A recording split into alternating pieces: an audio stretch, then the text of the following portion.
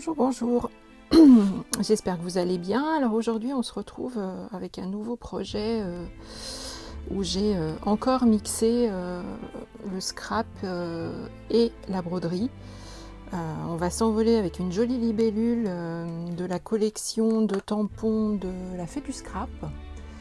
Voilà, donc ce sont des tampons qui font partie d'une collection propre à la Fée et qu'il faut monter sur mousse antistatique pour pouvoir s'en servir sur les blocs acryliques ou dans la presse à tampons. Voilà, donc j'ai tamponné cette libellule avec de la Versafine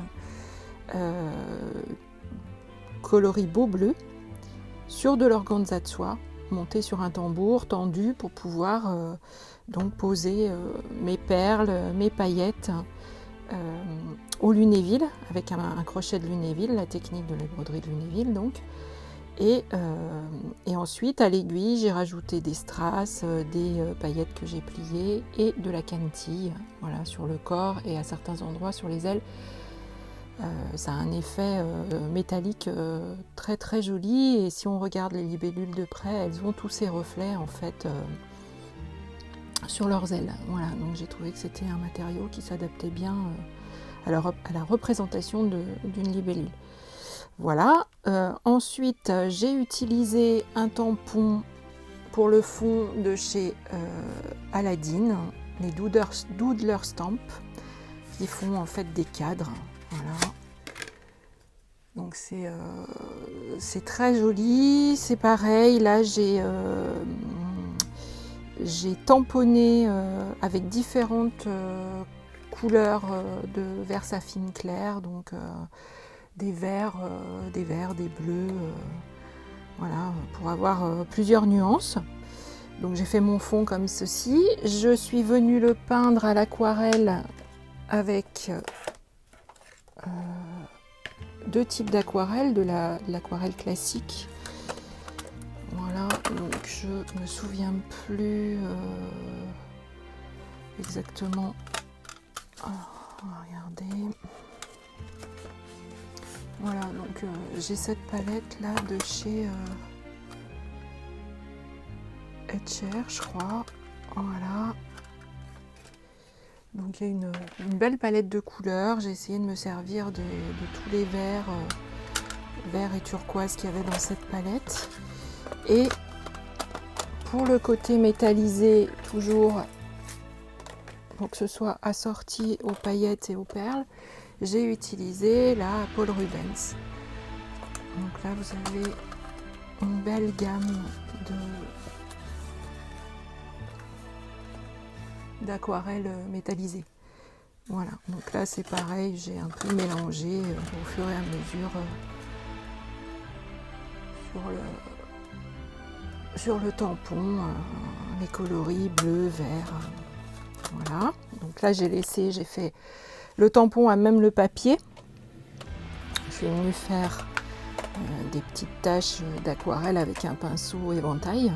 Voilà. Et ensuite je suis venue tamponner avec toujours pareil des tampons mousse cette fois de chez Aladdin. Voilà, je suis allée vous chercher en fait les tampons mousse que j'ai utilisés. Ce sont des tampons qui font partie de kits vendus avec des tampons textiles pour pouvoir peindre sur des t-shirts. Voilà, et je les trouve super jolis. Ils ont un beau design, donc du coup je trouvais que ça allait bien en coordonnée avec leur tampon cadre. Donc du coup j'ai utilisé donc celui-ci. J'ai fait un mix aussi de celui-là, celui-ci, celui-ci, celui-ci,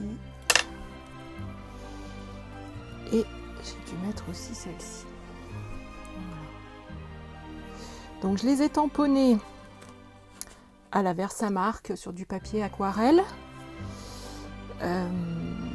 Je suis venue mettre de la poudre à embosser Clear de chez Artemio. Voilà, j'ai mis tout ça donc sur le papier aquarelle, je viens de vous le dire, je radote. Et du coup, ensuite, j'ai allumé ma plastifieuse, parce que je n'ai pas la mink, donc du coup, j'ai utilisé la plastifieuse. Et j'ai pris donc le hot foil, qui est donc utilisé avec la mink. Et j'ai fait un sandwich dans une feuille de papier, voilà, avec les tampons et la poudre à embosser. Et par-dessus, j'ai mis le film. J'ai passé ça à la chaleur. Et du coup, vous avez le résultat ici. Donc j'ai mis du bleu, j'ai mis du vert, j'ai mis de l'argent. Et ensuite, je suis venue retravailler, toujours avec les aquarelles que je vous ai montré tout à l'heure, le papier qui restait blanc, en fait, les interstices. Et quand j'ai découpé, j'ai pas découpé complètement autour du tampon, j'ai laissé un petit peu de fond coloré. Voilà, sur celle-ci, c'est pareil, j'ai laissé un petit peu de vert pour avoir un rappel de couleur du fond, en fait, cadre, pour l'avoir sur les feuilles. Et après, je suis venue faire un montage où elles sont pas collées entièrement, justement, pour garder le relief. Ce fameux relief que j'aime beaucoup et que je mets quasiment dans toutes mes créations. Voilà. Et comme la libellule était posée à plat, du coup j'ai gardé le relief sur les feuilles. Voilà, donc du coup j'ai terminé par quelques petites perles demi-perles de diamond painting blanches. Ici, enfin je vais rétrécir pour que vous puissiez voir un petit peu l'ensemble.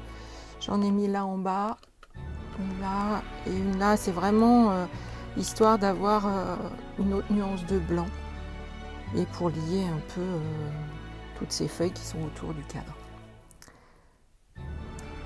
Voilà, j'espère que cette création vous aura donné envie d'utiliser les tampons de la collection de la Fée du Scrap. Donc la libellule entre autres, parce qu'elle en a vraiment des très très beaux. J'en ai d'autres et j'ai hâte de les utiliser pour voir ce que je peux aussi en faire en broderie. Et puis également les tampons de chez Aladdin qui ont quand même un très joli design également.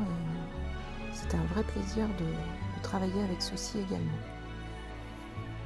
Voilà, donc je vous mettrai comme d'habitude à la fin de la vidéo la photo avec le cadre monté pour que vous puissiez voir l'entièreté de la création et en situation. Voilà, j'espère que ça vous a plu. Si vous avez des questions sur le scrap ou sur la broderie, n'hésitez pas à me les poser en commentaire. Si vous souhaitez voir plus en détail comment je brode au Lunéville, parce que c'est une technique qui est quand même bien particulière, vous avez une vidéo qui date un petit peu maintenant sur ma chaîne, mais où vous me voyez broder, justement, poser des paillettes au Lunéville. Et vous pouvez aller jeter un œil, voir un peu comment ça se présente. Si après vous voulez vraiment des détails plus précis, n'hésitez pas à me les demander en commentaire, à me poser des questions. Je vous répondrai avec grand plaisir. Voilà, donc je vous dis à très bientôt, portez-vous bien et bon scrap à vous!